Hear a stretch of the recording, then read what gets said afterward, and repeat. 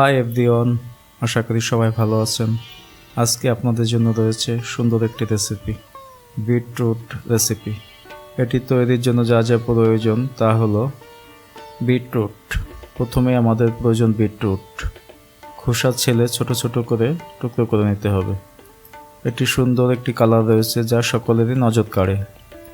Beetroot হলো superfood খাদ্য, যা দারুণ উপকারী খাদ্য।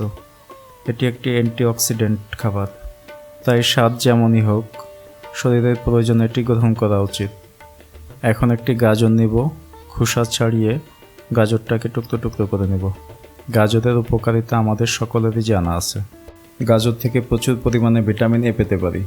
গাজরের মধ্যে রয়েছে প্রচুর পরিমাণে বেটা ক্যারোটিন, তাই পারলে প্রতিদিন গাজর খান। এখানে আমাদের আরও লাগবে এক টুকরো আদা। খোসা ছাড়িয়ে আদা টুকরো করে নিন।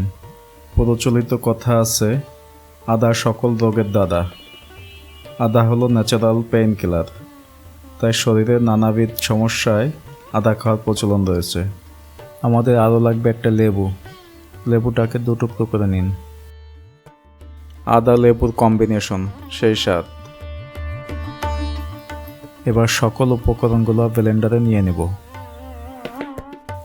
এখন আমরা যে লেবুটা দু টুকরো করে নিয়েছিলাম তার থেকে রস বের করে নেব। আমি এখানে চিনি স্কিপ করেছি, আপনি চাইলে স্বাদ বাড়ানোর জন্য কিছুটা চিনি ব্যবহার করতে পারেন। আমি একবারে ব্লেন্ড করব না, আস্তে আস্তে পালস দিয়ে ব্লেন্ড করে নেব, তাহলে ব্লেন্ডারে প্রেশার পড়বে না। ব্লেন্ড শেষে একটা ছাঁকনি দিয়ে সুন্দরভাবে সেঁকে নিন। এবার একটা গ্লাসে ঢেলে নিন। পরিবেশনের আগে কিছুটা আইস কিউব দিয়ে দিন। আমাদের ভিডিওটি যদি আপনাদের কাছে ভালো লাগে তবে অনুরোধ রইল একটি সাবস্ক্রাইব করার।